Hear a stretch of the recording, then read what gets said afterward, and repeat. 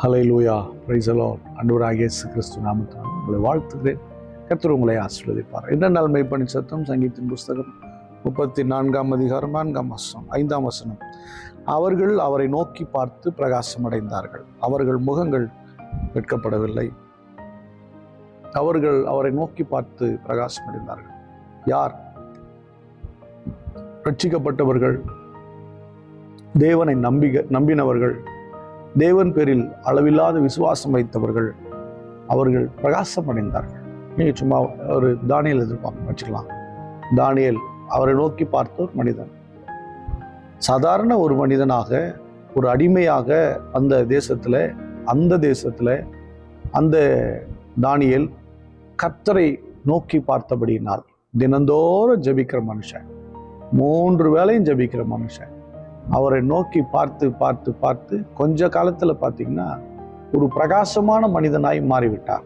எங்க பிரகாசமான மனிதனா? அடிமையாய் பிடித்து கொண்டு போகப்பட்ட தேசத்துல, அடிமையாய் வைக்கப்பட்ட தேசத்துல பிரகாசமான மனிதனாய் மாறிவிட்டார். எப்படி மாறிட்டாரு? அந்த தேசத்தின் ராஜாவே பாதத்துல விழுந்து அவருக்கு தூபம் காட்டுற அளவுக்கு பிரகாசம் வந்துருச்சு. ஏன் தெரியுமா? தேவனை அவர் நோக்கி பார்த்தார். என் அன்பு தேவனுடைய பிள்ளையே, நீங்க பிரகாசிக்க வேண்டுமா? உங்க வேலை ஸ்தலத்துல சரியில்லாம இருக்கலாம் சூழ்நிலை, உங்க பிஸ்னஸ் பண்ணத்துல சரியில்லாம இருக்கலாம், உறவினர்கள் மத்தியில உங்களுக்கு நல்ல மரியாதை இல்லாம இருக்கலாம், இல்லை நீங்க வாழ்ற இடத்துல உங்களுக்கு ஒரு சரியான ஒரு ஒரு மரியாதை இல்லாம இருக்கலாம். நான் சொல்றேன், தினந்தோறும் கர்த்தரை நோக்கி பாருங்கள். காலையில, மதியம், இரவு 3 வேளையும் பாருங்க, இல்லை ஒரு வேளை பாருங்க. அது ரெகுலர் பண்ணுங்க. தினந்தோறும் அவரை பார்த்துட்டு இருங்க. கொஞ்ச நாள்ல நீங்கள் பிரகாசமுள்ள மனிதர்களாய் மாறிவிடுவீர்கள். தேவனுடைய பிரசன்னம் உங்களை சூழ்ந்திருக்கும். யாரும் தடுக்க முடியாது. உங்க பிரகாசத்தை ஒருவனை அணைக்க முடியாது. ஏன்னா நீங்க அவரை நோக்கி பார்த்துட்டு இருப்பீங்க. 40 நாள் இரவும் பகலும் தேவனோடு இருந்த மோசேயின் முகம் பிரகாசித்தது. அந்த மக்களே அவரை பார்க்க முடியலையா? அப்படிப்பட்ட ஒரு பிரகாசம். தினந்தோறும் கர்த்தருடைய சமூகத்துல ஜெபம் பண்ணுங்க. உங்க முக பிரகாசம் அடையும்.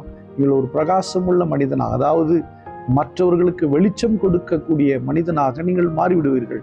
வெளிச்சம் கொடுக்கக்கூடிய மனுஷியா நீங்க மாறிடுவீங்க. அவரை நோக்கி பார்த்து பிரகாசம் அடைந்தார்கள், அவர்கள் முகங்கள் வெட்கப்படவில்லை. நீங்க வெட்கப்பட மாட்டீங்க. ஏனென்றால் நீங்கள் தேவனை பார்த்து பழகின மக்கள். எல்லாவற்றிற்கும் தேவனையே பார்க்குறீங்க. எந்த சூழ்நிலையும் தேவனை பார்க்குறீங்க. கஷ்டங்கள்ல பார்க்குறீங்க, கண்ணீர்ல பார்க்குறீங்க, பிரச்சனையில பார்க்குறீங்க. எல்லாத்துக்கும் அப்பான்னு போய் நிற்கிறீங்க, டேடின்னு போய் நிற்கிறீங்க, என் தேவனேன்னு போய் நிற்கிறீங்க, எங்கள் ராஜான்னு போய் நிற்கிறீங்க. நீங்கள் அவரை பார்த்துக்கிட்டே இருக்கும்போது நீங்கள் பிரகாசம் அடைந்து விடுவீர்கள். உங்கள் வாழ்க்கையில் பிரகாசம் வந்தால் நீங்கள் ஏன் வெட்கப்படணும்? உங்களுக்கு எதிராக கிரியை செய்த மனிதன் தான் வெட்கப்பட்டு போவோம். நீங்கள் தோற்று போகவே மாட்டீங்க. தானியேலுக்கு விரோதமாக எழும்பின மனிதர்கள் எல்லாம் சிங்க கபியில போடப்பட்டு ஒன்றுமில்லாமல் போய்விட்டார்கள். தானியேல் வெட்கப்பட்டு விட்டாரா? ஒரு சூழ்நிலை தானியேல் வெட்கப்பட்ட மாதிரி ஒரே கொண்டாட்டம் போட்டிருப்பானுங்க. ஆனா தேவனை பார்த்த மனிதன், தேவனுடைய முகத்தை நோக்கி பார்த்த மனிதன் வெட்கப்பட்டு போவதில்லை என்பதை தேவன் விளங்க பண்ணினார். அந்த முகங்களே, அவருடைய குடும்பங்களே வெட்கப்பட்டு போனார்கள். கர்த்தர் அவருடைய முகத்தை பிரகாசிக்க பண்ணி இன்று வரையிலும் தானியேலை குறித்து நாம் பேசி மகிழ்கிறோம். கர்த்தர் மகிமைப்படுகிறார். எல்லாரும் ஸ்தோத்திரம் பண்ணுவோமா? ஸ்தோத்திரம் ஆண்டவரே, நாங்கள் உங்களை நோக்கி பார்க்கக்கூடிய அந்த பாக்கியத்துக்குங்க ஒரு நாளும் விட்டுறக்கூடாதுப்பா. ஸ்தோத்திரம்ப்பா. ஆண்டவர், நாங்கள் வெட்கப்பட்டு போயிடக்கூடாதுப்பா. ஸ்தோத்திரம். பரிசுத்த பிதாவே உங்களை ஸ்தோத்திரம் பண்ணுகிறோம். பார்க்கிற உங்களுடைய பிள்ளைகள் வாழ்க்கையில மிகப்பெரிய பிரகாசத்தை தருகிறார், மிகப்பெரிய வெளிச்சத்தை கொடுக்கிறார்கள். ஆண்டவரே, வெட்கப்படாதபடிக்கு தலையை நிமிர பண்ணுங்க. சத்துருக்கள் வெட்கப்பட்டு போகட்டும். தேவரீருடைய முகம், தேவனுடைய மகிமை உயர்ந்திருப்பதாக, பிரகாசித்திருப்பதாக உமக்கு சாட்சிகளாய் எங்களை இந்த சமுதாயத்துல நிறுத்துங்கப்பா.